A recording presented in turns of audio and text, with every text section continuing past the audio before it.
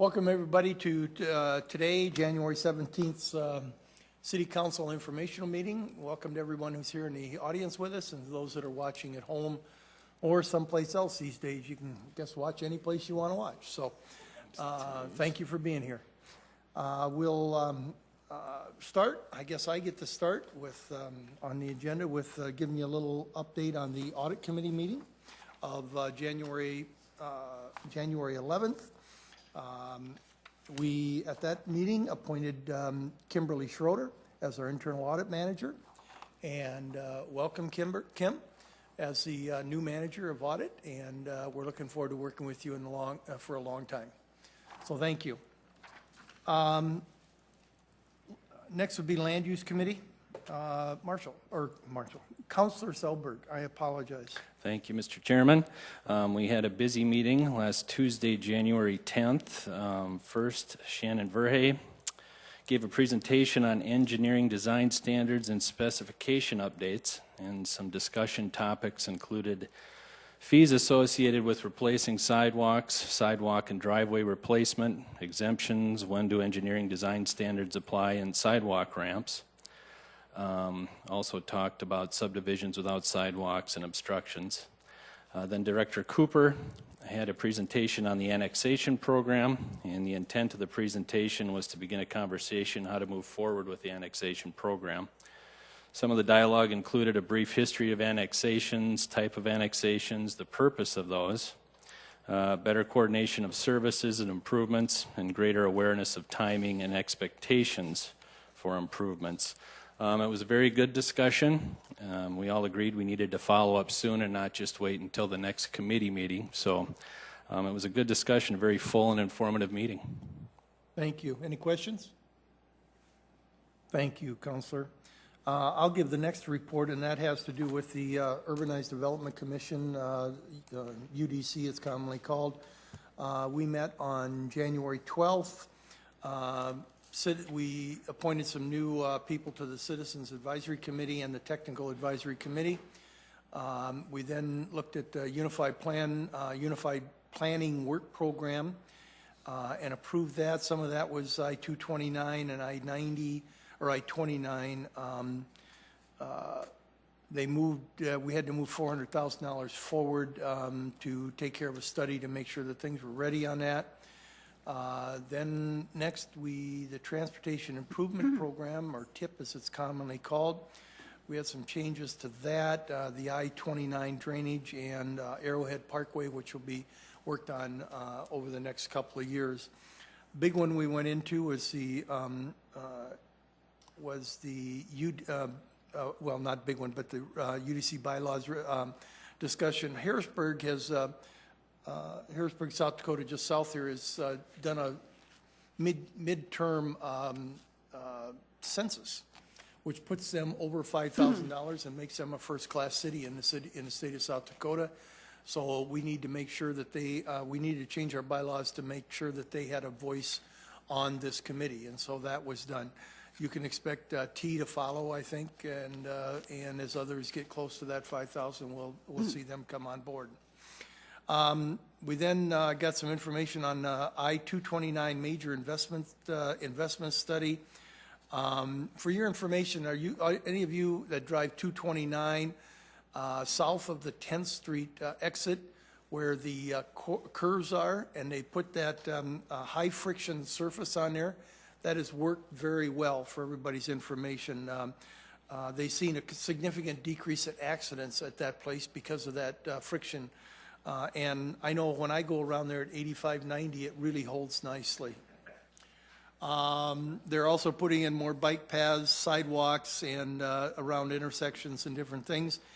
And then we talked a little bit about the adaptive signals in Sioux Falls on Minnesota Avenue, and also on 41st Street going west from Minnesota Avenue.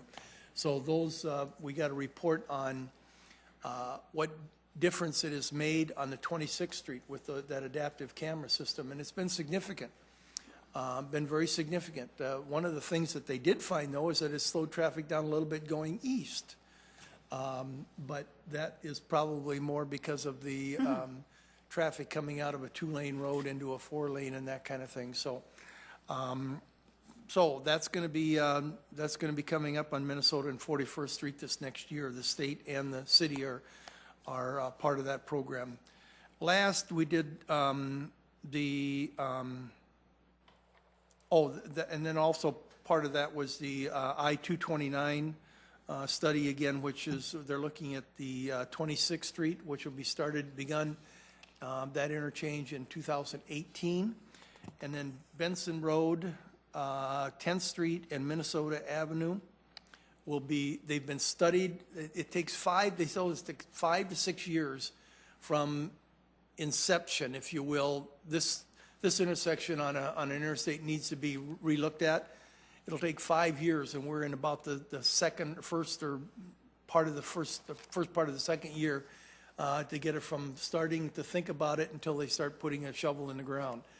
And so this one, they've done all the studies and found out that some options will work, some won't, and what the costs are, et cetera. And so we got an idea of what they might look like. There are some of the options, have 4 or 5 options that are viable. So it'll be interesting to see what happens with 229 in the next 5 to 10 years.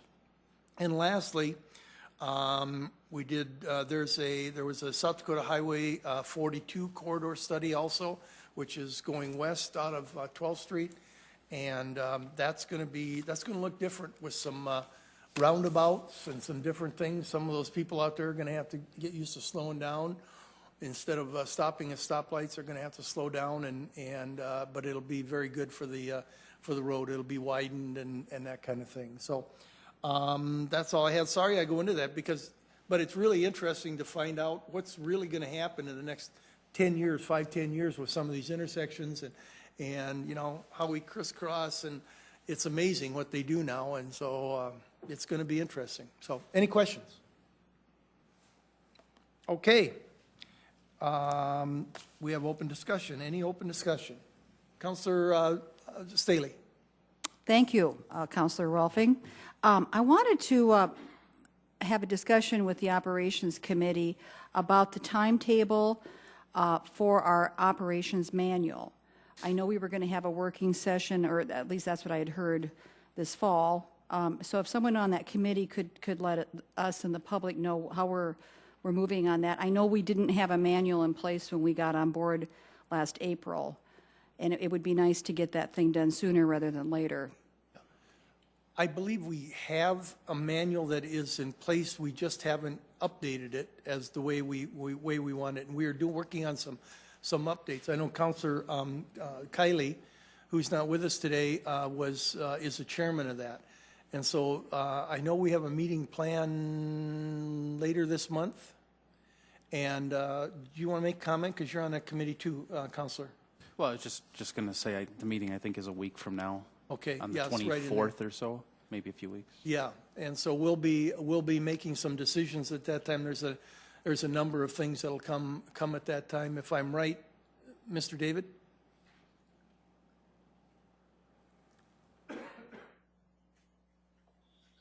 Jim David, Operations Manager.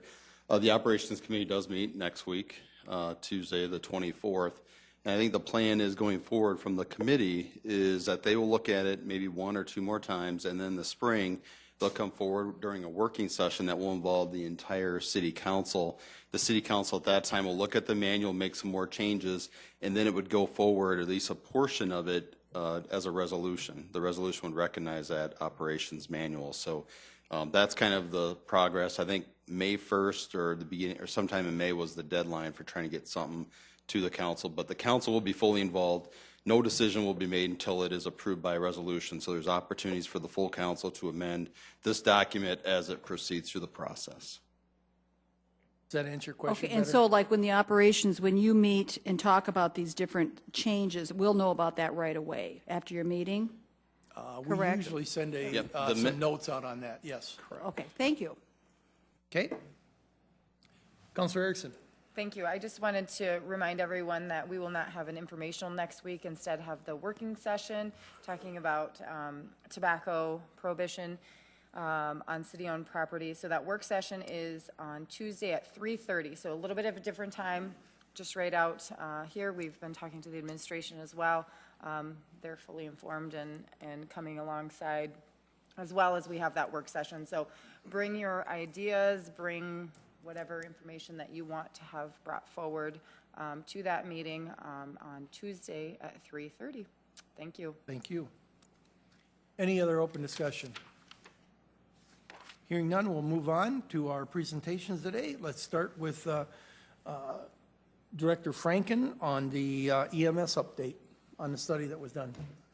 Good afternoon. Jill Franken, Public Health Director with the City of Sioux Falls. I'm really pleased to be here this afternoon to kick off this presentation, an update on the various activities occurring in the EMS system in our community.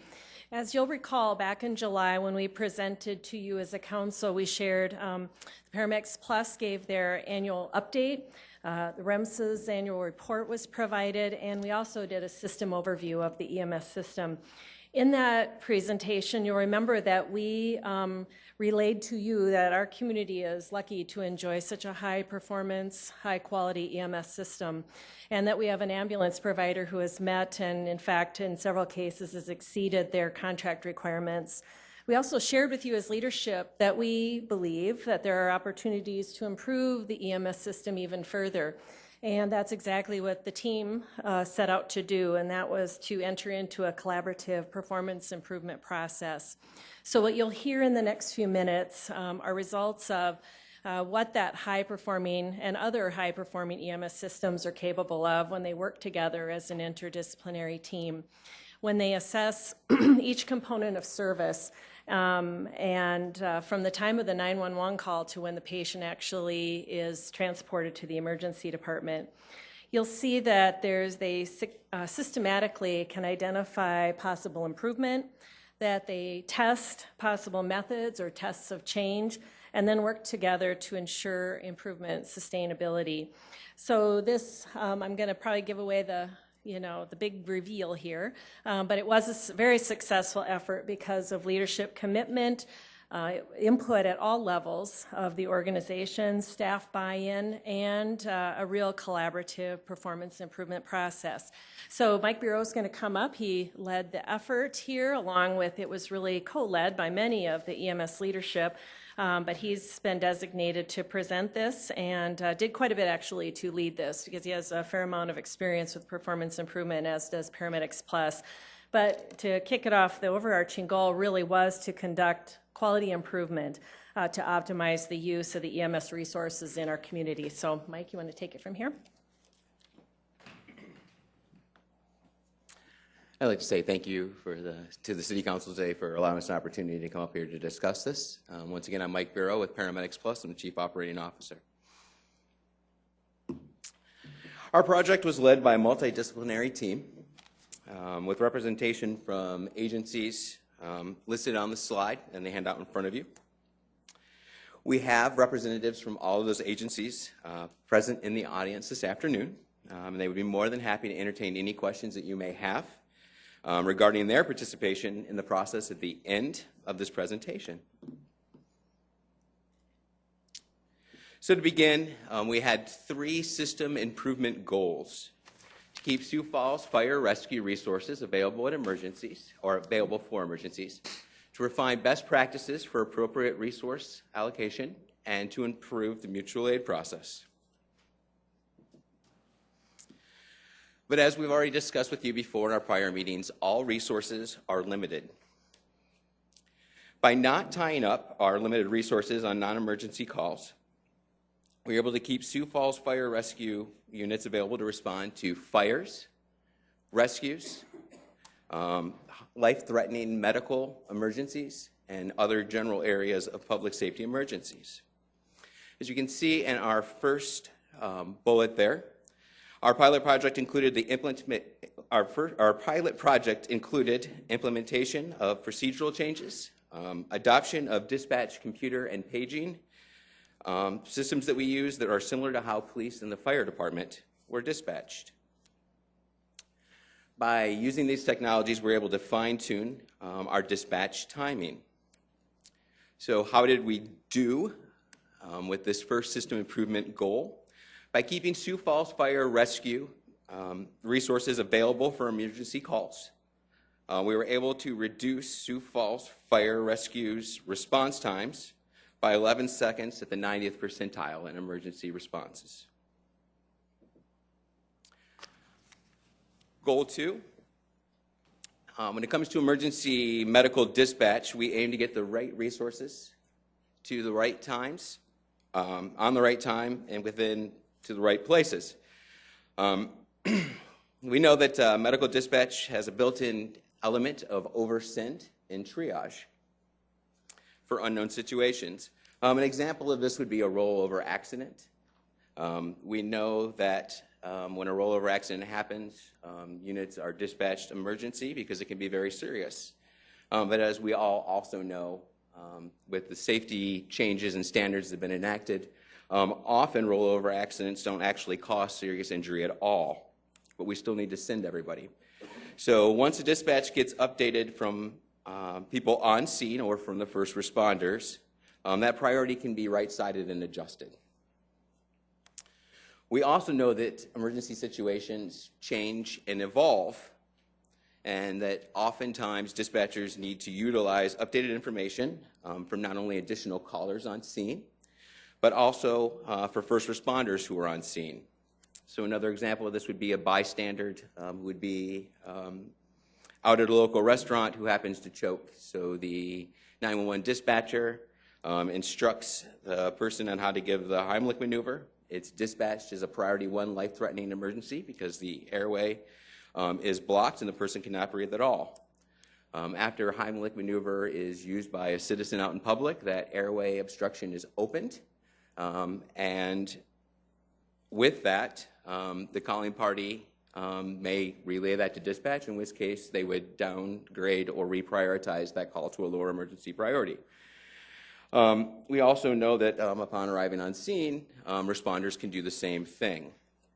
The way that's done through emergency medical dispatch process relies on responder updates through a process known as SEND protocol, which stands for Secondary Emergency Notification of Dispatch.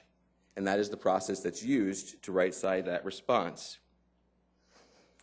Overall, this is a hallmark of a high-quality EMS system, is the ability to reprioritize calls.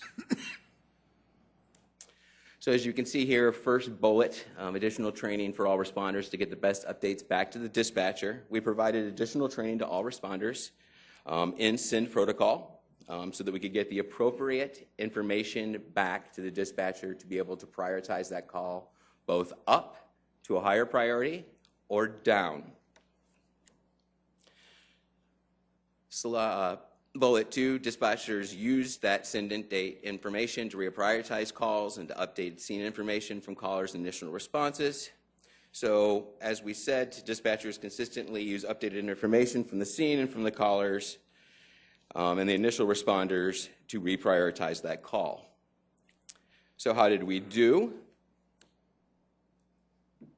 By utilizing scene updates from trained first responders, we identified calls of over triage. And by reprioritizing over triage calls to a lower priority, we improved overall accuracy of our dispatch priority.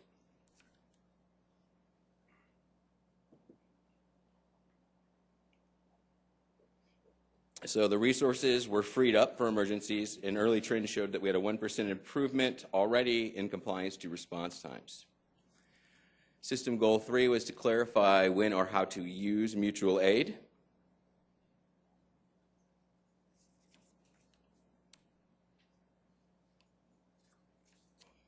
Early on, we knew that there was some confusion on how and when to call for mutual aid with our ambulances within the City of Sioux Falls. We tried a couple of different processes, but it remained frustrating for all of us involved, as each individual system has its own nuances. The leadership team made clarifying when and how to call mutual aid one of our goals for this performance improvement process. We know that calls for mutual aid and responses from other communities are taking vital resources away from those communities. So in addition to clarifying the process of mutual aid, we wanted to be sure that we relied on using our community's resources whenever possible first. To streamline the process to activate mutual aid to life-threatening situations, we utilized improved procedures, the SIND updates I just discussed, technology such as CAD availability and paging, and resource pooling. So how did we do in terms of the improvements, system improvement goal 3? The process was very clear. There were no mutual aids during the first 3 months of the project as related to emergency 911 calls. So I can never promise you that we will not need mutual aid in the future. What we do know is that we agree that we now have a streamlined process with understanding.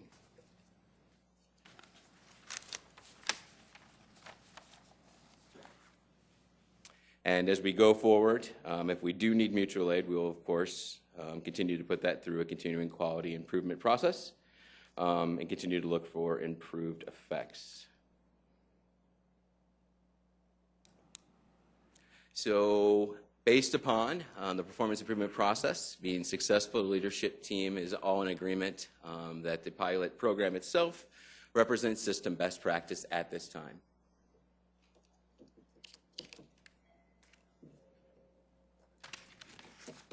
I guess we open it up for questions for the team. Okay, thank you very much. Are there questions? I'll go. Councilor Starr? Yes, actually, I think I'd probably, as part of the leadership team, Mike, I'd probably like to talk to maybe Metro Communications and see, because I think in this pilot program, my understanding is that's where most of the changes were made. And maybe before I ask that question, maybe a starter, tell me the difference in the process, what we've changed, because it's my understanding originally when mutual aid was required, there were a series of calls that included management level calls, and it was confusing to the group. So that was prior to July. And then in July of 16, we made the change, or the system made a change that the calls would come from, or the decision to call for mutual aid would come from the fire captains that were on scene and make a decision of whether mutual aid was needed. And then this fall, we made the change to this pilot program. So help me understand how we went from having a considerable amount of mutual aid requests to having 0 during the pilot program. So where that training, where that major change was made, because to me, this is a significant improvement, but trying to understand exactly how that much of an improvement was made in a really short amount of time. Jim, do you want to take it? Yeah, take it. Hello, Jim Sedaris, Fire Chief, and I can kind of give you a high look at that. When we first started this process, we were looking at who should be calling for mutual aid, how does that work on scene, and we started using our fire captains, which is the person in charge of the fire department at the scene, and he would determine, or she would determine, do we need mutual aid based on almost on their gut feeling at first, and then some protocols. And then as we looked at the system, we said, how can we make this better? Bring everybody in the room, and we said, you know, some of the things we could probably improve on are looking at how best to look at who should be calling mutual aid, because what my people didn't understand is how long of a delay is going on in the whole system. We were, think of it as an airport. We were on the runway asking for resources, but we didn't know how fast or where all the resources were, where the air traffic controller understood where all the resources were. So maybe we were calling for resources that we didn't need to be calling for because an ambulance be freed up in 30 seconds, and now we're starting a ball rolling that we didn't need to have happen. I don't know if that's making sense. That makes a lot of sense. So when we all got together, we said, is there a better way of doing it? And the one nice thing that we have going for us is we don't have a big ego threat going on. So we can say, you know, I don't really understand this, help me understand it. And then we looked at a new protocol system of having Metro determine what the best time is, because they know where all the resources are. So we switched this over to this new pilot program to look at them having it. Another thing to realize too is on the first slide it was, we saved 11 seconds, which doesn't sound like a lot. However, when you look at the fire department, 11 seconds is a big number. Our times from dispatch times, from we leave the station to arrival, we're shooting for our accreditation at 5 minutes and 12 seconds. We're at about 5:07 now. So when we can shave any time, it's a significant outcome. So that 11 seconds for us was a game changer. And then this change for how Metro's doing the resource allocation, if you will, looking at what's available, helped change our people. And also, it allowed our captains to be worried more about what's happening on scene than where all the other ambulance and other units are in the city. Especially at 2 or 3 in the morning, it can be difficult. And maybe Metro can add to that.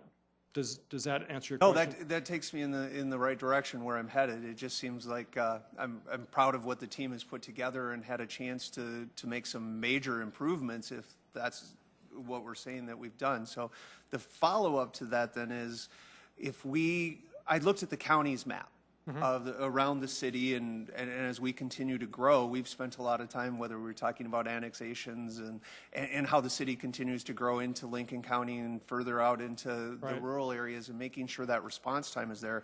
When I looked at the county's map of ambulance response, I don't know if they call it sections or territories throughout the county, have a backup plan if the main responder couldn't do that. So I guess I'm curious how the city, how many mutual aid agreements that we have in place and signed, and how that process works, if there ever gets to be a time where we do need to call for mutual aid, and how have we fixed that part of the process? Yeah, I'd probably have to have someone else answer that one. Certainly. So your question is in terms of mutual aid contracts, essentially. At this time, we do have them with some surrounding communities. I believe off the top of my head right now, I believe we hold contracts with 3, but I could be incorrect there. Overall, by contract, mutual aid contracts do not belong to REMSA. They belong to me for me to negotiate. So we've negotiated the ones we're able to negotiate, and we look forward to negotiating more with other providers at what time they are ready to negotiate. Councilor Staley? Well, first of all, let me say that I have not heard any complaints in the last several months from citizens. So unless they're not getting to me, I haven't had anyone calling me saying that an ambulance hasn't shown up when they've called for one. But back to the mutual aid thing, I thought that they were on call if an ambulance wasn't available. Is that true? They were helping out? Or sometimes they were called in if you didn't have someone? I'm afraid I don't understand your question by on call. No, let's say that all of your ambulances were being used. Would you have, I thought in the past you were calling for mutual aid to come in and help fill in the gap. That's not how it was playing out? That's not how it plays out. So the way that it plays out, normally speaking, is that ambulances, all resources are limited, so an ambulance can be tied up on a call. The question here is the ambulance going to be tied up for 10, 15 seconds, 1 minute, or is it going to be tied up for 45 minutes? So the purpose of mutual aid is if I was unable to meet within a contractual response time, it would be understood that we would request a mutual aid ambulance. But if we're able to meet our actual response time compliance and contract with the city, then the expectation is that we would make the appropriate procedural changes to meet that contract ourselves. Okay, right. But in the past, I know that Jay has testified that he had been called to respond, and then he started to come, and then he was told he doesn't have to come. So to me, that he was mutual aid coming to help out in a situation where there was no one to do it. That's what I'm talking about. Those things did occur before, correct? Correct, but he was canceled because we were able to get an ambulance available in time, which is why we looked at the procedural change moving forward, ma'am. Right. So I guess I would say it simply put, have you got more ambulances in circulation now? Is that why we're not having to call upon other people to help out? Have you done anything about changing the amount? No, ma'am. I mean, we're at normal staffing levels that we have been. It's just the way the procedure went forward. We really shouldn't be calling mutual aid in a situation where we'll have an ambulance available. It's unfair to the outside community. Can you talk about how you're using paging and polling Sure. units a little bit, because you have changed your procedure? Correct. So that's correct. We have changed procedure, but not actual overall staffing procedures. So, for example, we're using paging. Fairly standard in high-performance EMS systems is polling. So when a call comes in and there's a ambulance to the hospital, they simply Dispatcher simply requests to the crew, are you available or available in a moment? Yes, we're available in a moment. So being able to have that two-way conversation with the air traffic controller to the plane on the runway again, to steal that analogy, has smoothed out that process. So before we would go ahead and call up for a mutual aid and then someone would come available at a hospital 15 seconds later. But by having that one-way communication through polling has allowed to improve that process. Thank you. Counselor Neisert. So the end result is great, and just kind of going down the road that Councilor Starr was, just because I'm curious. System improvement goal number 1, keeping Sioux Falls fire rescue resources available for emergencies. How did you improve response times by 11 seconds? I assume that means that they're having to be dispatched less. What was the key thing that accomplished that? We can have them dispatch less, which allows that, when we look at those times, that saves our times. If crews aren't being dispatched when they really don't need that resource as quick as they do. So that's how we did it. Is that, again, the two-way conversation of understanding just what the priority of in real time, or how's that? Correct. It's by using one point of contact for all the information. So we can save ourselves that. And then some of the other things that he did talk about were the send protocols. Do we need to upgrade a call, downgrade a call? That helps us out a bit. And we also have police involved in this. If they're on scene first, they can say, you know what, we don't need fire for this. We need an ambulance. So we can use that upgrading and downgrading to better look at all our resources in the system rather than just saying, everybody go real quick. Gotcha. Thanks. So in essence, Chief, what you've done is said 911 Metro Service is going to work as a dispatcher. Correct. And instead of Paramedics Plus or some other unit which takes one or two more steps to get done what one person could get done. Correct. For one unit. We have Metro 911 is our air traffic controller. They know everything that's going on in the whole city, and then they can say, you know what, we can free up resource here really quick. It's the way it should be done, and it wasn't done in the past for years. We were bypassing the most important part of our system. Isn't it amazing how cooperation can work when we all get together in a room and say, let's hash this out? Makes a lot of difference, and for us, it's streamlined the process significantly. So, Mr. Chair, can I follow up if you there may. Isn't anyone else that the great part of doing this job and serving on the council, we've learned a lot about ambulance, first responders, the team that we have in place that does some incredible work to protect our citizens. It's been quite the learning process these first few months serving on the council, and I really appreciate the work and the professionals who are part of this system. The one question that I was asked by a constituent that kind of throws me a little bit, that I'm still trying to find that answer. I can talk about ambulances a lot better than I could back from the time that we had our first meeting at the health department to start through this process and make sure that our citizens are served and stuff. What I don't understand, and that maybe you can help me with or someone from the team can, when does the clock start for the ambulance service being dispatched? Because that's how, again, as I've learned in this process, how we evaluate the service and the contract is all based on response times to emergencies. And we've spent some time talking about response times today. When does the clock actually start for fire rescue in comparison to when does the clock start, say we're at level 0, and maybe Julie can I'm help going to hand this one off to Julie. Yeah, I know, I'm going to let you off the hook a little bit. So. But the basic thing that I'm looking for is the difference in response times between fire rescue and our ambulance provider, and when that starts, if we're at that time where we're looking at what units are available, and part of the air traffic controller, I'm good with sticking with that analogy. When does that dispatch time actually start? Is it when the call comes in, or is it when we find the resource and finally get them on the road, or how does that work? It's in between the two. Julie Charbonneau, Emergency Medical Quality Coordinator in the Health Department. The clock for the ambulance starts when there's enough information to dispatch the ambulance. So, say a call comes in at 12 o'clock, and the dispatcher takes about a minute, the call taker takes about a minute to ask all the questions. At 12:01, they say, I have enough to dispatch, and they hit a button, and it says call ready.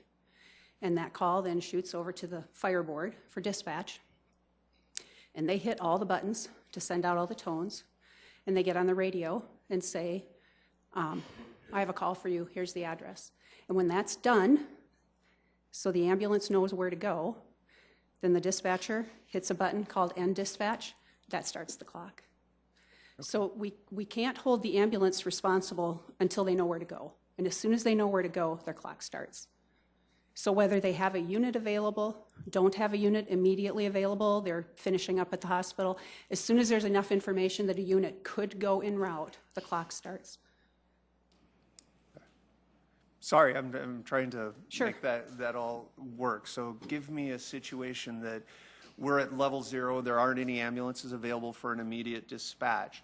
We find one that's going to be, we make the call, we've used the system that we've put in place to page or to communicate with them.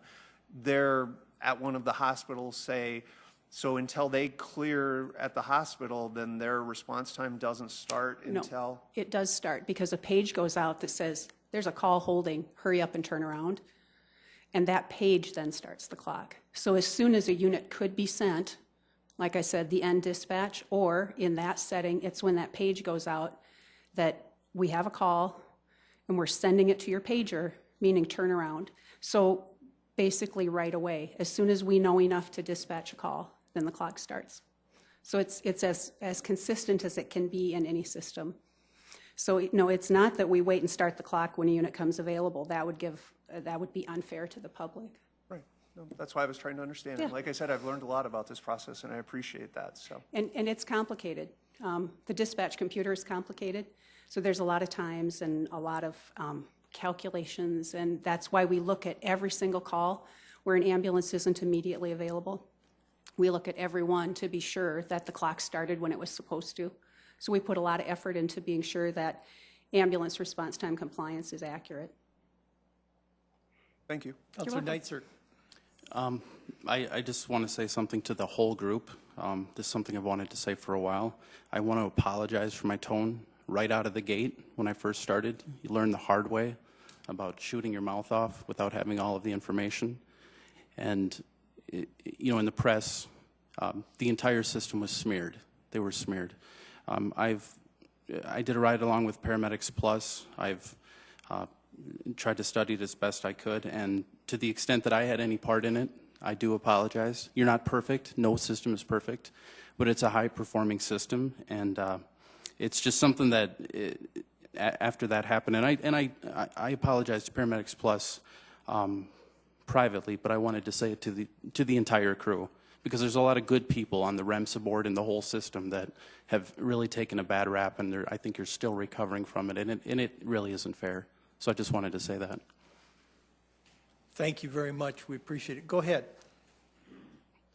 If there's no further questions, we have a very short follow-up, 6 months. We didn't want to only come to you once a year. So we have 2 quick slides, if that would be all right with everyone.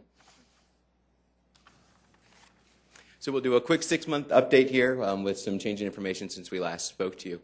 Since we met with you approximately 6 months ago, we've moved on and completed our CAAS accreditation. That is through the Commission of Accreditation of Ambulance Services. Is considered the gold standard as an independent group that was created for the purpose of giving government boards, along with cities and governments, a way to verify that they have good ambulance service that is meeting the national standard of gold standards. So that was required by contract to be done within the first 24 months. We were officially awarded it and received our plaque on December 6, 2016. So you'll see our CAAS sticker going on the ambulances here in the next month or so.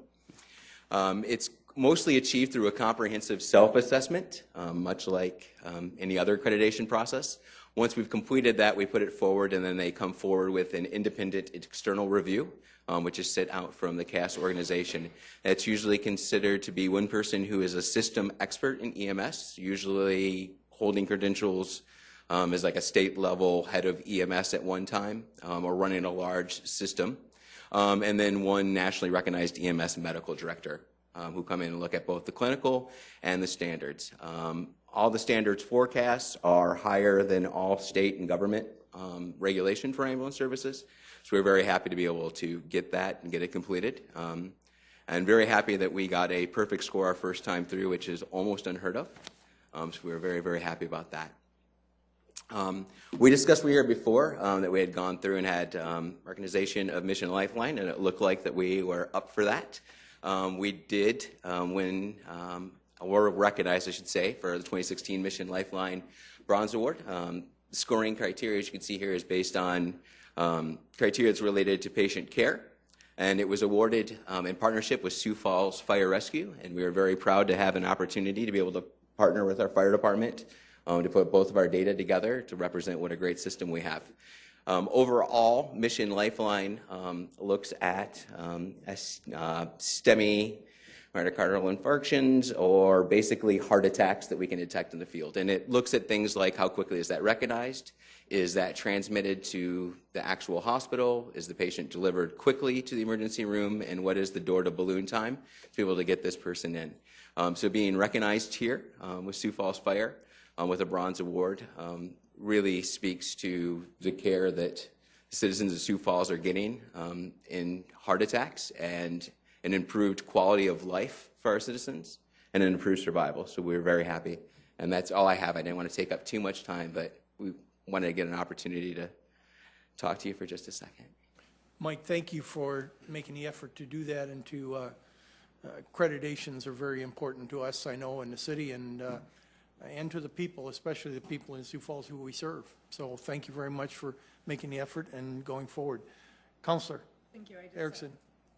I just have a random quick, as you were talking about this, can you remind me how many employees that you have that are actually, I don't want to use titles, but the ones that ride in the ambulances? I don't know what accreditation each person has, and I know it's different, but I'm curious how many employees that you have that do the ambulance. In the neighborhood of 50.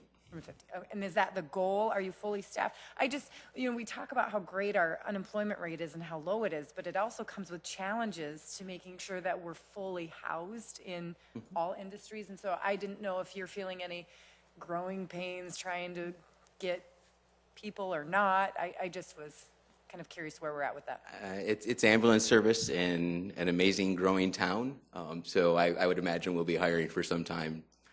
As the city continues to grow, and we look forward to that. Awesome. Thank you. Appreciate it. Seeing no other questions, thank you very much. Excellent report, and again, thank you for the efforts that were put forth. I think it proves to all of us that we got a good system. We just improved it by questioning and cooperation. So thank you very much, all of you. Okay, Mr. Oaksolt. Affordable housing, internal controls.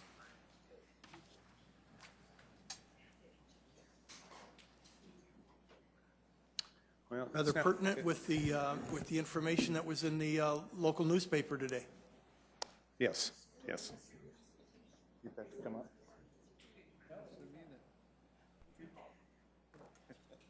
Okay. Oh, we got the other. We're technical difficulties. We're working on it right now. You should have a hard copy of the report in front of you, just in case we don't get it going here. But this will be my last informational report for the council, and I can tell you that this was an audit that had been requested ever since the manager came on board about 3 years ago. We're in the same level of the Carnegie downstairs, and he would every so often say, "Rich, could you audit us?" And so we finally got around to putting it on the plan and getting the audit completed. So. Affordable housing is a division of community development major organizational unit, the other two divisions being economic development and public parking. And the division administers 6 major programs, which are listed on page 2 of the report. I'll just highlight a couple of those. For example, there's a program for mobile homeowners. They have emergency mobile home repair, and it provides financial assistance to low and moderate income owners to maintain their mobile homes in a decent, safe, and sanitary condition. There's also a furnace replacement program that also provides financial assistance to low and moderate income homeowners for replacement of older, inefficient heating systems. And then there's 4 other programs there. I'm not going to go through each and every one of those, but certainly they do some good work for the city. On page 3 of the report, we list the program results from 2015 showing that the 6 programs, the projects underway, projects completed, to dollars expended, and that sort of thing. As far as the audit, what we're trying to do was to verify the internal controls over 3 things.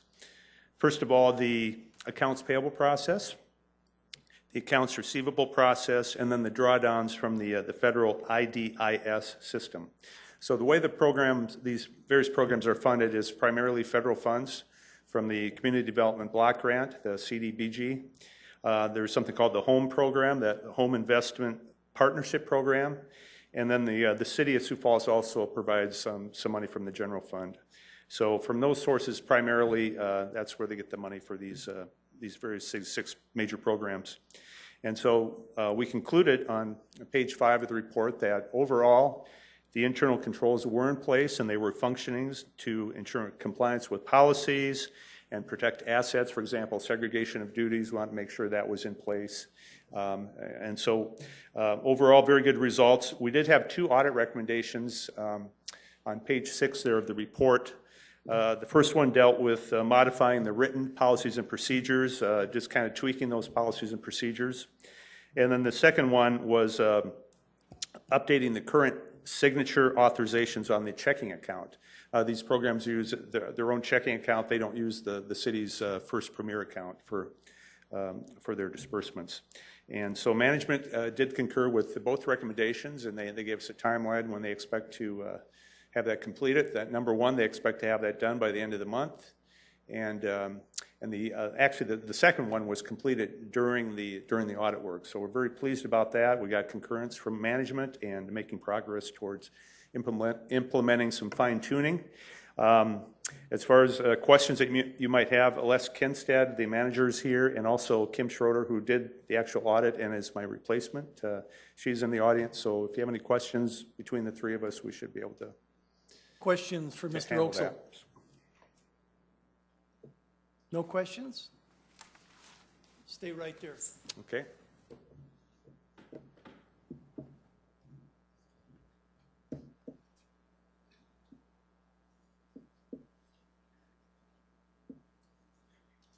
Rich, this is one of the fun things that I get to do.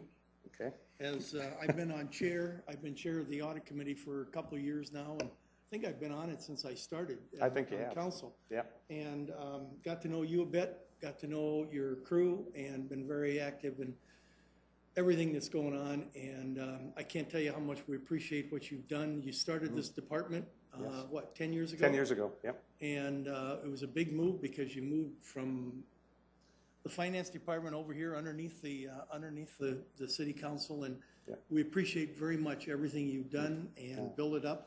Thank you very much. This is a certificate of service for 33 years and 9 months of service with the City of Sioux Falls. Yep. Thank you. Put that proudly on your wall at home. I will. And then leave and go have fun. I will. Okay? Plan to. Thank you. Thank you very much.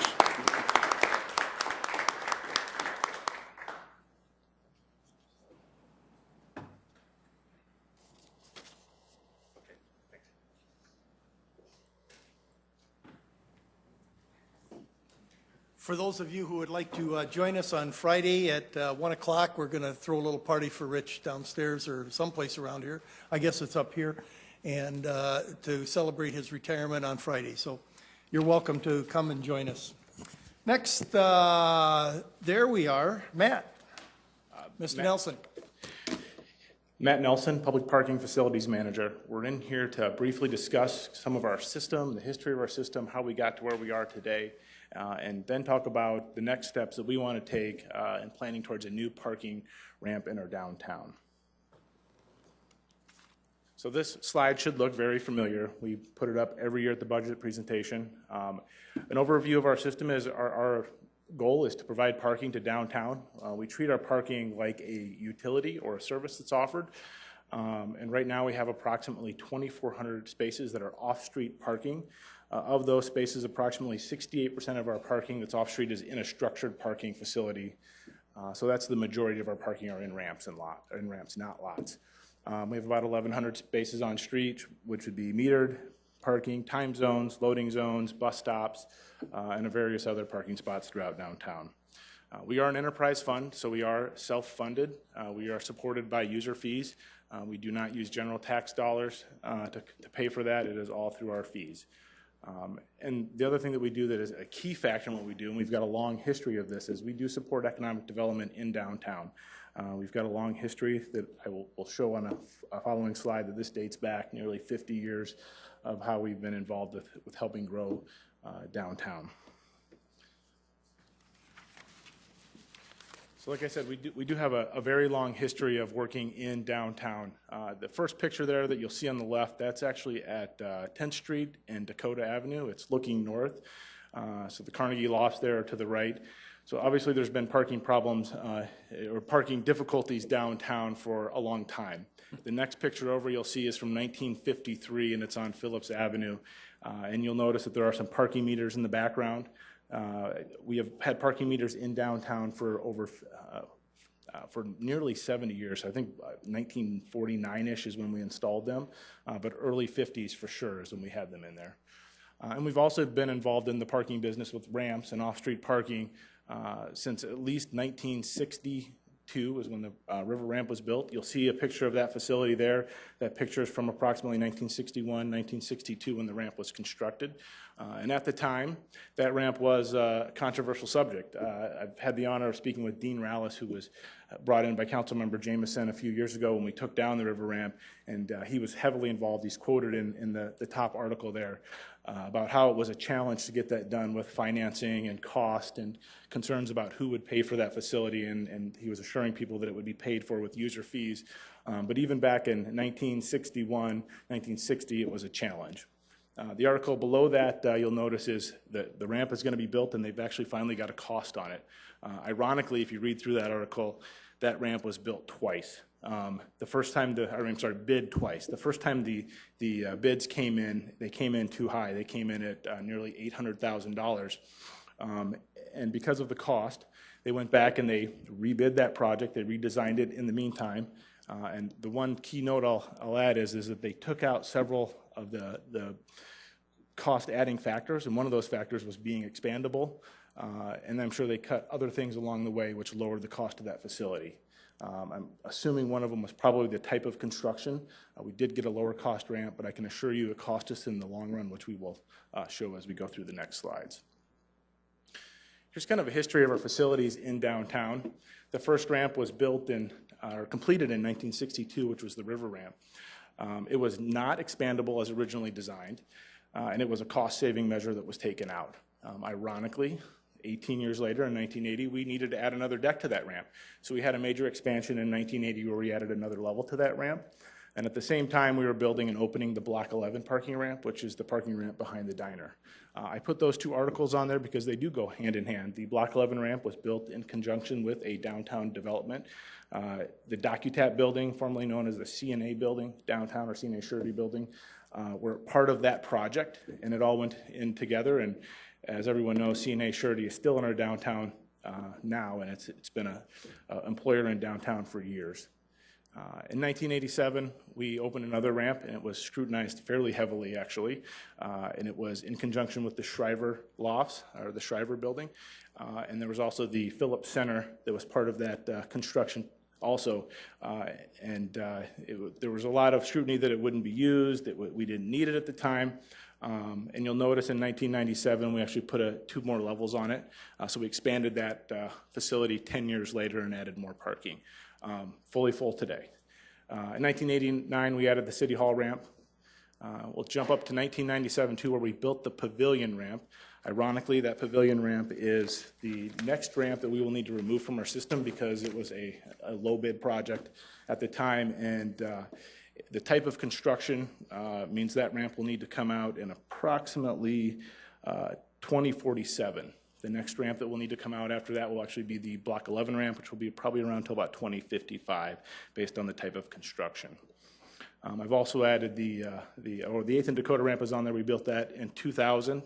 And in 2012, we removed the river ramp, and you'll notice some pictures on there of the river ramp before it came down, because often we get asked, well, why did you take that facility down if you knew you were going to need more parking?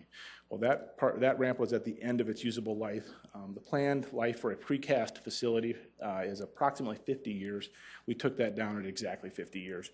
There was a significant amount of deferred interest in that facility, or deferred maintenance in that facility, and you can see that photo on the left is actually looking from the lower level through the top. You should not be able to see through there. That's where cars drive.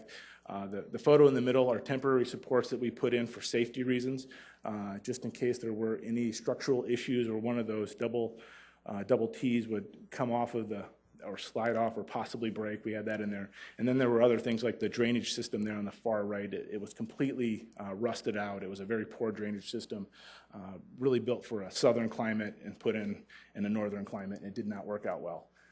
So that's kind of the history of the facilities that we've used and built over the years. If you average this out, we built a facility over 55 years. Approximately every 7 years we built or made a major addition to parking in our downtown area. But if you look back, the last facility that we added was in 2000. So our average was 7 years, and it's been approximately 17 since we've added any significant parking in a structured facility downtown. Just want to reiterate that we are in a strong financial foundation in our parking system. We currently have $4.7 million in our reserve fund, and that's as of November 2016. So we'll end the year a little higher than that. We are a debt-free system, and we've been debt-free since approximately 2009 when we paid off our last bond. We have robust cash flow. We've designed our rates, and we just went through a rate increase to help pay an additional bond payment and add facilities to our downtown. We also believe, and we know from the two studies that were done by Walker, that we have very low rates when compared to other municipalities in the area. We've got a great maintenance plan in place. We're trying to get the most out of every facility we've got downtown. We've got significant goodwill initiatives, and that would be our courtesy program. Approximately 18% of the citations we issue downtown are warnings. And we also offer free parking on nights and weekends to the general public. So all of our fees are collected from business owners and businesses and people that live and work downtown. And then in the evenings, that parking is free for other people to come downtown and enjoy our downtown. This is a trend showing our occupancy rate on the top. So you see, so it starts out in 1996 on the left, and that 84 would be 84% of our leases sold to the available occupancy. So there's a few points on there that I'd just like to note as we go through here.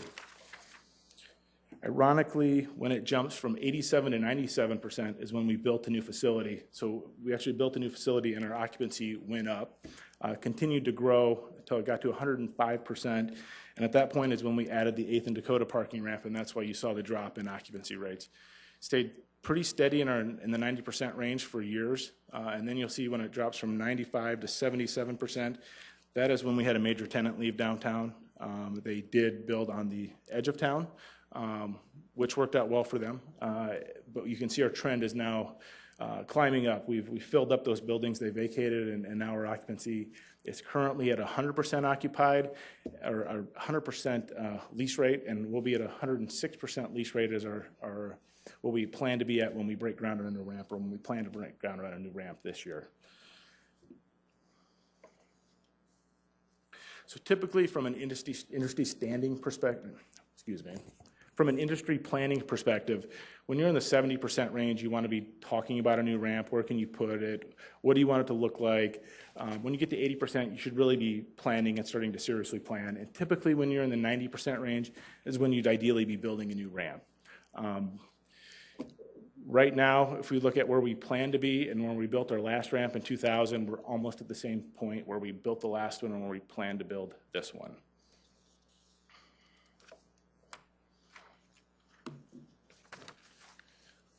So when do you build a new ramp? Well, we talked about the industry planning standards, and we've put those out there. We also know we've got the historical trend that if we look back 20 years, we've been full for 20 years. We've struggled to build a new facility for years because our system has been too full, and it makes it extremely difficult to do that. Where do we build it? Well, we've looked at a couple different studies. We had Walker do a study in 2007, which is under the previous administration. They did a study in 2014 under our current administration, and the current site that we're looking at, which would be east of the old Skelly's building has been recommended in both studies as good sites to build a new parking ramp. Historically, we know that is kind of the heart of our demand in downtown. For 20 years, we've had waiting list at the Block 11 ramp, and it's just where we always have demand due to the large amount of buildings that are in that location. We also know that our lease rate is 100%, so that is system-wide. So we have some facilities that aren't 100% full, but they're few and far between. We have ramps that are over-leased. We have ramps that are 124% leased right now. That's an industry practice. We fill them up as full as we can, but it depends on the users that are there and how they use the ramp. But we're struggling to accommodate businesses coming downtown, and we're currently turning away business owners that need parking, which is really a struggle for us. So we know that we're due to build a ramp. We know based on the industry planning standards, historical trends, the last time we've built ramps, that we're due to build ramps. So with that, I'm going to turn it over to Brent O'Neill to talk a little bit about the timeline coming up and our plans going forward. Welcome. Hey, thank you. Brent O'Neill with the Economic Development Office. I'm going to kind of transition from where Matt was at to what we are discussing to support, downtown going forward through additional parking capacity. Let me get my slide forward here. A couple points before I start. I've been very involved with the Downtown 25 plan and with Matt and his team in Walker and a firm called Arland out of Colorado that did a market analysis for us and did talk about, looking forward into the future, what is necessary to facilitate downtown development in particular, and parking becomes one of those critical factors. Even today, as we sit with our current system as it is in our current inventory of office and retail and commercial space in downtown, we have properties that aren't at full capacity. The DM&E would be one that I bring to mind that's going through a renovation right now, and it's kind of ironic it happened today with this presentation, but we actually got a call from a potential tenant of that building just wanting to work with us on finding spots in the system downtown. And so every time we talk with one of these existing buildings, that's a criteria that we're going to have to address. How do we find parking just to get these buildings to full occupancy? And then that, is a precursor to all the development and redevelopment opportunities we have downtown yet for new buildings, new growth, et cetera. So parking will continue to be a key driver for those decisions that those folks in the private sector will make. We've been talking about the ramp for several years now, and several years ago it was high level, like Matt said. Our occupancies were at a point where we were, just thinking about what the future would hold. But we're getting to that point now where occupancies are at a point that we really want to contemplate that construction. And so we've gotten to a phase where we really have narrowed down what some development criterion would be for constructing a ramp. And it really comes down to these four things. The obvious one and the main reason we'd support investing in a ramp is that there's a forecasted demand, and the ramp would provide the supply of parking spaces for that. So, as is in line with some of those studies and plans, as well as kind of the functional and efficiency of a ramp in the Sioux Falls market, looking at a ramp at that 400 to 650 space level is what we have been looking at. We've got some ramps in town that are definitely not going to win any awards for design.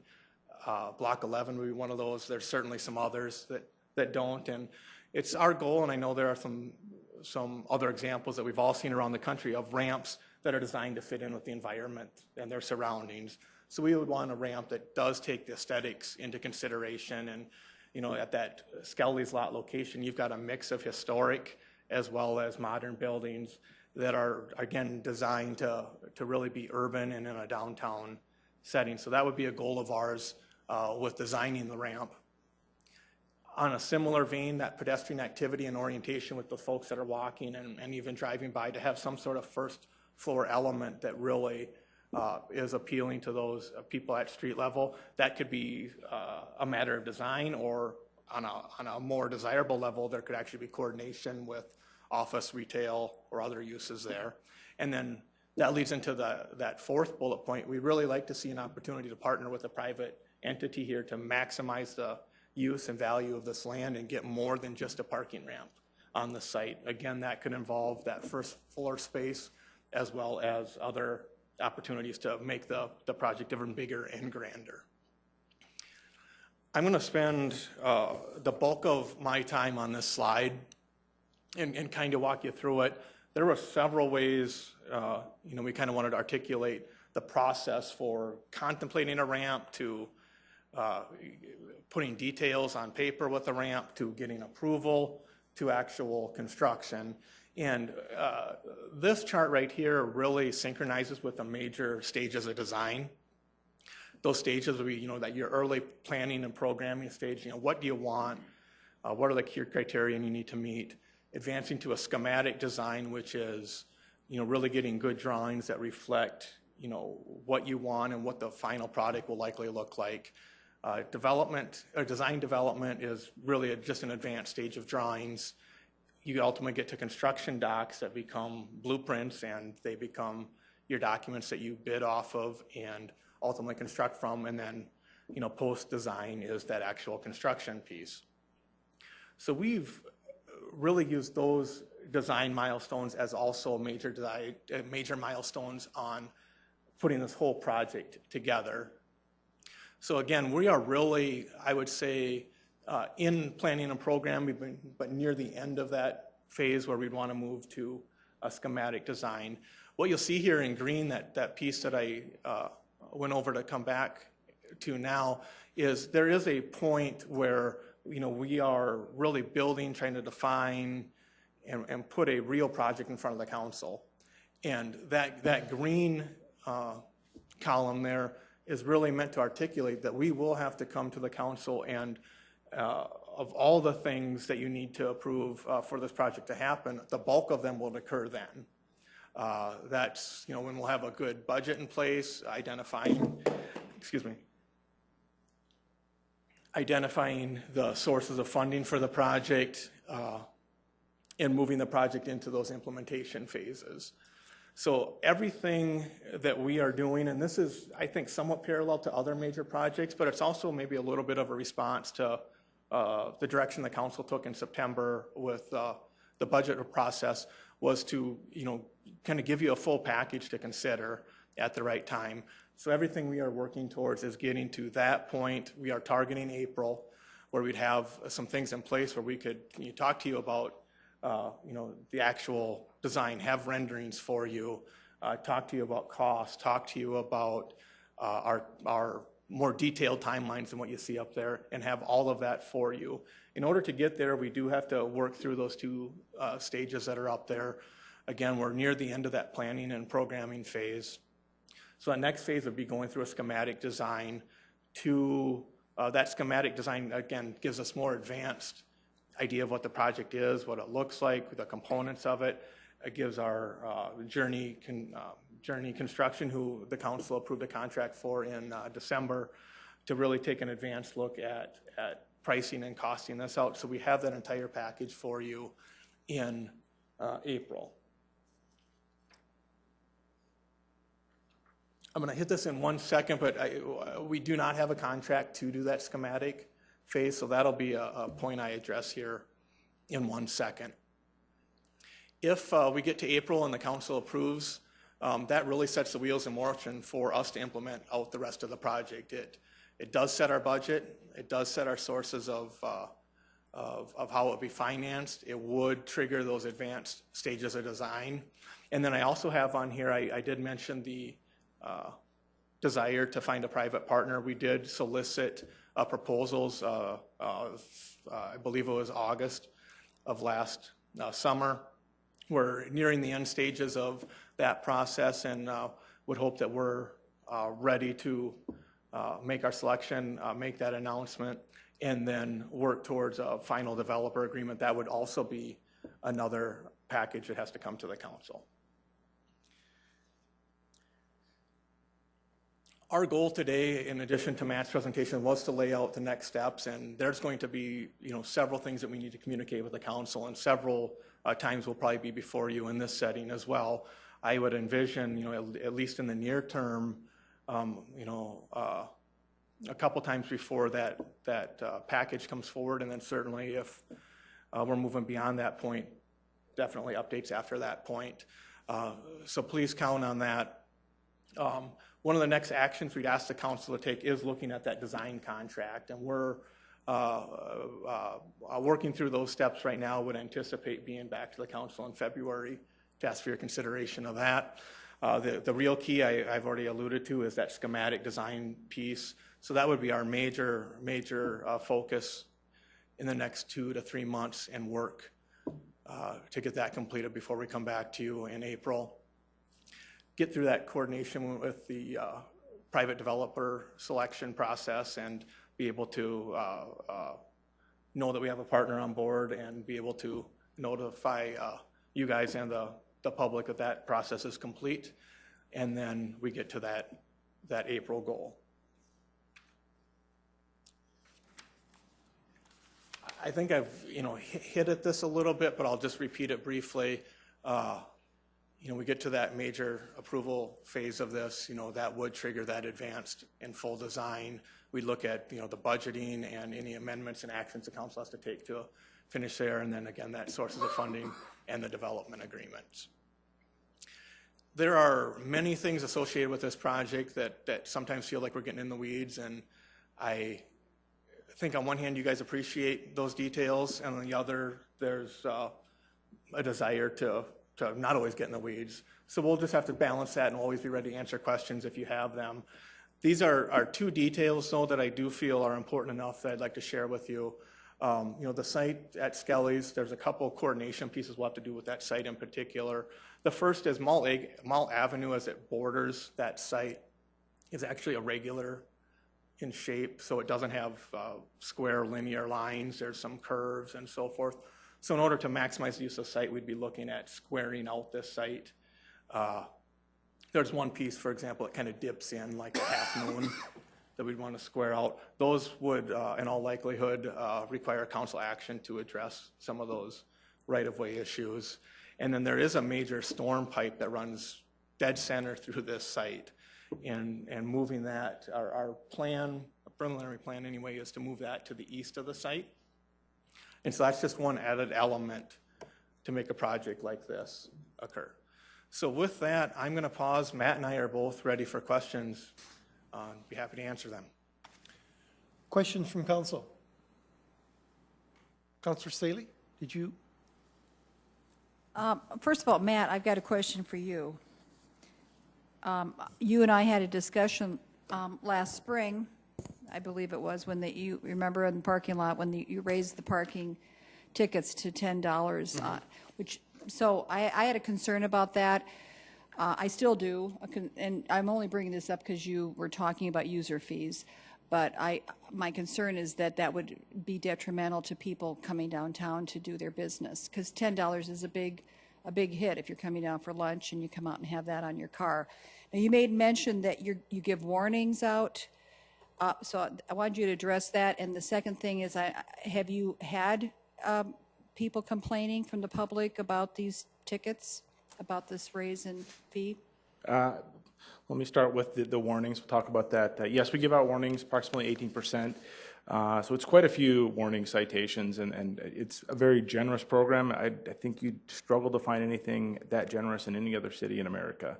But it's a good program. We get a lot of positive feedback from that also for visitors coming downtown. The complaints, as far as the $10 ticket, when it initially went into place, yes, there were some complaints that came in. I have not had a complaint, I don't think, really in about 6 months. We are in line with what other cities do. We looked at a comparative set. We're at or below other cities. So I feel very comfortable with where we're at. I can tell you 7 years ago, I went to a parking conference, and when you say, yeah, we have $5 parking tickets, people laugh. Because how do you run your operations on that? So we've seen the traffic downtown actually increase. The meters are more active. Downtown is busier, so we're not seeing an adverse effect in our downtown. Okay, well, I hope that continues to be true, but I don't think having the higher rate having a lower fee rate on anything isn't necessarily a bad thing for someone to tout, to say that's what I call reasonable living. But nonetheless, next question's for Brent. Can I, Sure. one of the kind of the industry standards with fines and fees is you want to prevent a behavior is essentially what we're doing. So we were finding that the $5 fee was not preventing the behavior. So people were parking on the streets and there was not parking available. The issue with that is then customers can't come down and shop. And it was actually cheaper to get a citation in some locations than it was to feed the meter. And we want to make sure we're reinforcing the just paying the meter and doing it the right way, because I prefer not to issue citations, honestly. Okay, thank you. And then the next question I have is, when we're talking about this proposal, I know we met a while back with Les, and you were talking about how you had a group together and Counselor Erickson was on it. Is that group still formed? That is the group that was working with us to select that private partner for the project.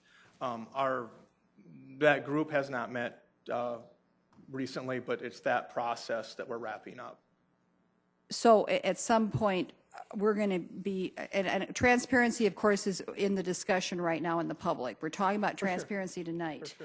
And as far as knowing who the developers are going to be, who the investor is going to be, and the contractor, I would think we would get to know that right out of the gate, right? All those things will be revealed. Yeah, oh yeah, I mean, when we talked about that major milestone coming forward, we would certainly be well ahead of that. And then the price tag on this, you mentioned fee-supported parking, but this is coming out of the second penny, right? We're going to be borrowing against, no second penny money in this ramp? It's all fee, Counselor, yes, as an enterprise fund, we give no money to them. But I thought some of that, like 17 million was coming out of, we were borrowing.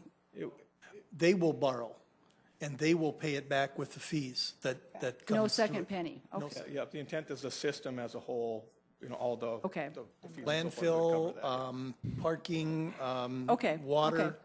those Good. kind of things all pay Thank for you. themselves. Okay. Counselor Selberg. Thank you, Mr. Chairman.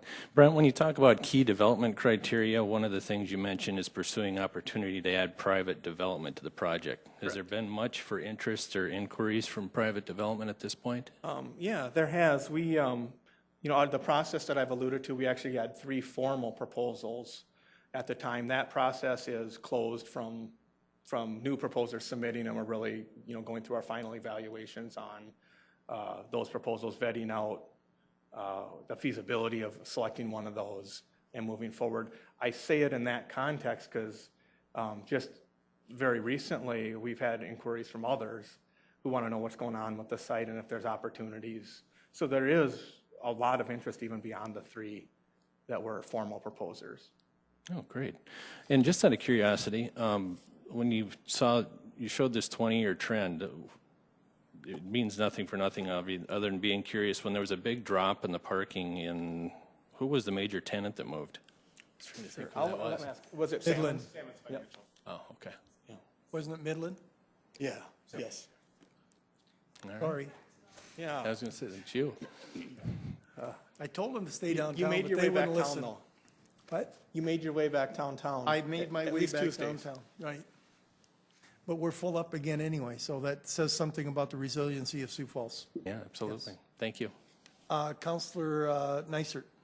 So I do have a few things, but I think maybe to clear up the second penny issue. So the enterprise fund would make the bond payment 100%. The only thing where the second penny comes in is we may back the payment with the second penny in that to get a better interest rate, so that in the very low chance that we couldn't make the payment out of the enterprise fund, essentially the second penny is a co-signer on the loan. Yeah. Essentially. Yeah, I mean, our Correct. finance team is going to work to put that package together to get a kind of the best deal, but our intent is that the enterprise fund is the sole payer of any Yes. debt that would be acquired. Okay, I just want to make that clear. Okay. And then could I just? I'm sorry. Yeah. Yeah. Okay. So the railroad redevelopment project, and that how that fits into when you read the Walker study in 2014. I think at the time it was still assumed it would maybe happen, but it wasn't a done deal yet. Does that, now that that's a done deal, does that change your thought process of maybe looking over here at the railroad area redevelopment, say, hey, maybe we should have put a ramp over there, or does that not? I think we look at that railroad site and say, do we need another facility there? I can tell you the site that we're looking at has been recommended years ago. I would recommend it now. It's where it needs to be there or near there. It's one of the best places. It's our highest demand. It's where we should put a parking ramp, and it's where I know I can fill it up and get paying customers, which is key.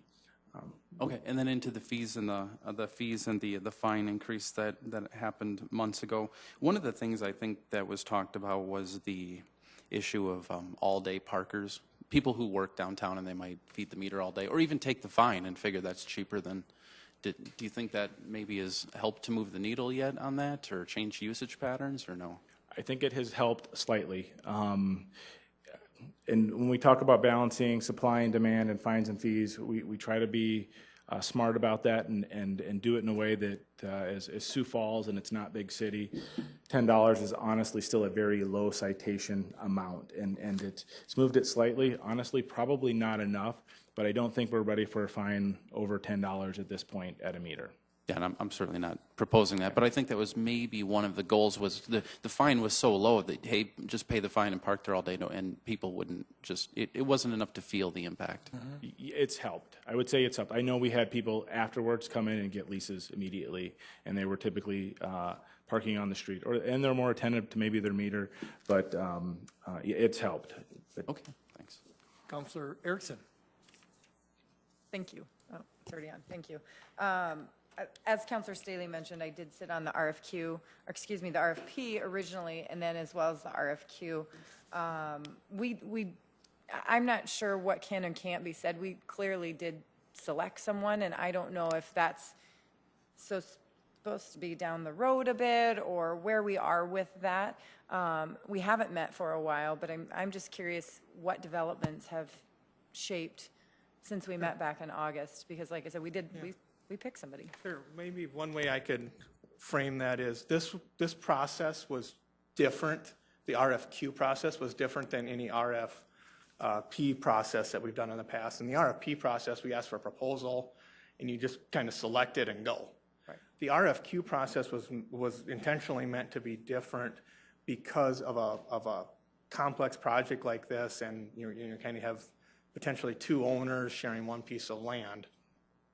The process we developed was meant to, identify a proposer that we could work with and go through a process of kind of mutually deciding, is there a proposal that works for both on the site?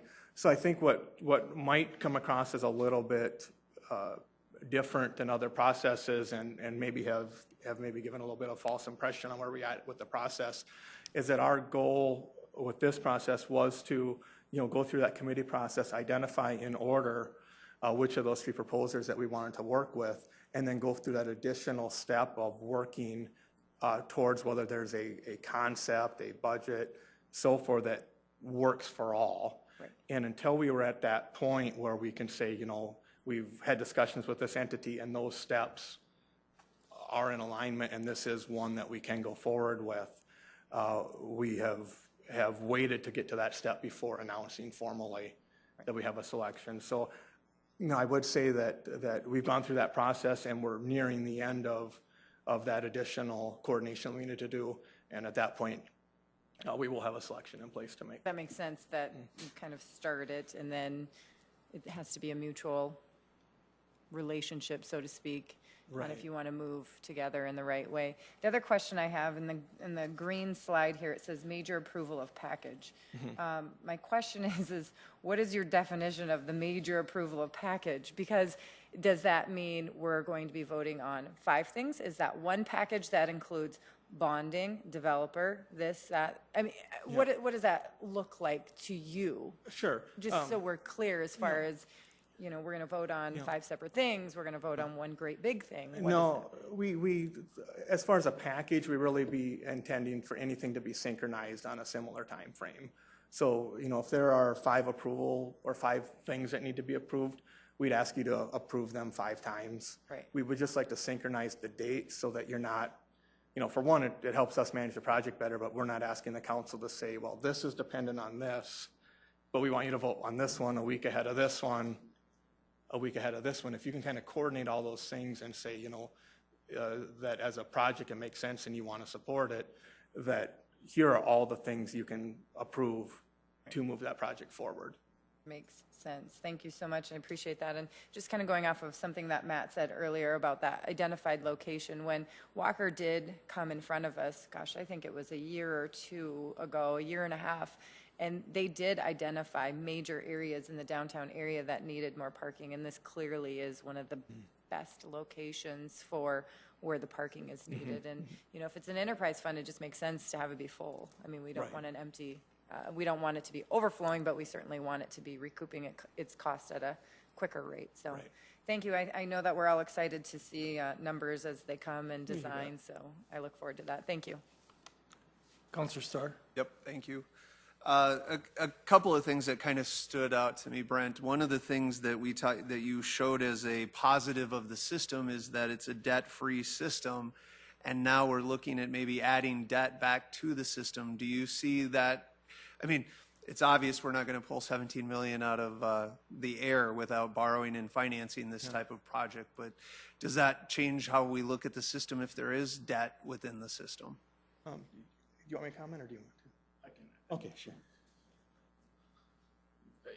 We've run the numbers, so we're looking at what a debt service payment would look like in that ballpark, and we're able to pay that with our current rate structure. I'd love to just pay cash for it, but frankly, we just don't have it, and we have a need. The good news is interest rates are great right now. So now, actually, last year would have been a better year. This year's still a good year. But we know with inflation, every year we wait, we're going to be paying more. I think we've been told it's a $13,000 increase in cost when you put inflation on it every week. So every week we wait, it gets more expensive.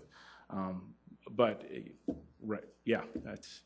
Well, no, and I guess the Councilor Staley made a good point about taking a look at what we're pledging as collateral, whether it's not the enterprise fund's ability or a portion of the enterprise fund's ability, if I understand it, but it is one more place where we're adding debt to the second penny, or that the second penny is not paying for it, but it's, I think Councilor Neitzer used the right analogy, that it's a co-signing for the wherewithal of the ability of the enterprise fund to make the payments. And if that gets us a better rate, that may make sense when we look at that whole thing. I'm trying to wrap my head around this as the progression of how we've gotten to this point and where we are going forward. You've done a nice job pointing that out, but originally we looked at a process that was probably 11 million in the request for proposals part of this process. At some point, we made a big jump to 17 million, if I'm using the correct number. Can you let us know just a little bit of where we went from the request for proposals to the request for qualifications? Were we off in the estimates in that 11 million, or how did we get to where we're at now? So the numbers have been in multiple places over multiple years. Those numbers have been as high as 15 million in past CIP plans. So that would have been 4 or 5 years ago. You can see numbers that high. So depending on the location, the scope of the project, the amenities that are included, all those change the cost. When we originally set that, I think it was 12 million in that budget. There was planning money in the year before, so it was really closer to 13 million. But things changed. As we went into the next project, there was underground parking. You can easily double the cost, if not triple or quadruple the cost with underground parking. Oh, we didn't know there was a storm sewer there that was 100 years old. Granted, it was 100 years old, and we probably should have known, but we're not Public Works. So we didn't check for that until we got further down the line after the budget was made, but before we went into the project. And we estimated $750,000 to $1 million to move that. We did some geotechnical testing. As they did borings on the site, the bad news was the rock underneath was not as solid as we would have liked, and they're recommending a micropile foundation system. The good news is the environmental study came back and they said there was nothing significant that we needed to worry about, but all of those could change as we get into the dirt. Those are still potentially things that could possibly change. So those are some of the factors. The type of construction changes the cost, but those were the major ones that drove up the cost from what was originally thought. Perfect, thank you. One more, maybe more of a statement than anything else for me, and I can only speak on my behalf. I'm concerned that we make sure that there is a public-private co-development of this at the same time. And my opinion, and stating it as strong as I can, I probably won't be able to support a standalone parking structure if that's where we get. It needs to be a co-development process that we see significant private dollars that are invested at the same time to go along with this ramp. Wanted to make sure that I say that publicly and at the beginning of this process, or I guess we're more closer to the middle of the process of what we're designing, what we're doing. So for me, it's been sold as an idea where there's whether it's retail and mixed use and things, and I don't think I could support a standalone parking ramp at this point. So more to let you know where I'm at and what I'm considering as part of this as we move forward. So Well, it's good. It sounds like we have the exact same goals, so. perfect. Thanks, Matt. I have one quick question. The 2007 Walker study, did they identify other parking or potential parking ramp locations than what the 2014 study did? Yes, so there were several locations identified in there, and I'd have to go through because I believe there was 5 total. They looked at Uptown, up by the police station. That was an option. They looked at the Wells Fargo site, which was an option, which the city has been trying to buy since before I worked here. So it would have been, you're looking at 07, 08, they were attempting to buy it and were not able to. We inquired about it early on. We were not able to. And the Skelly site has always been a recommended site also, and it should strongly be considered, I believe is the wording, if and when the river ramp is removed, which it was obviously removed. Right.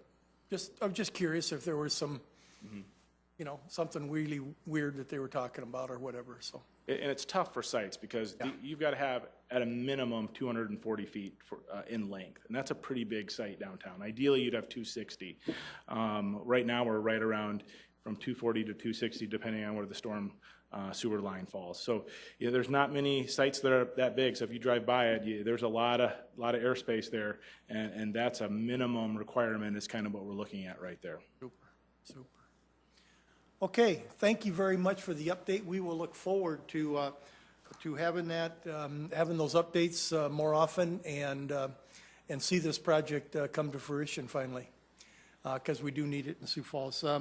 Our budget analyst gave me a text that said to explain the second penny or the security. He said the bonds would be secured, pledged from the second penny sales tax, which is the technical way to say it, so that we know what they're not coming from there, but they're secured by the second penny. Okay, are there anything else for the good of the organization? Hearing none, I adjourn this meeting.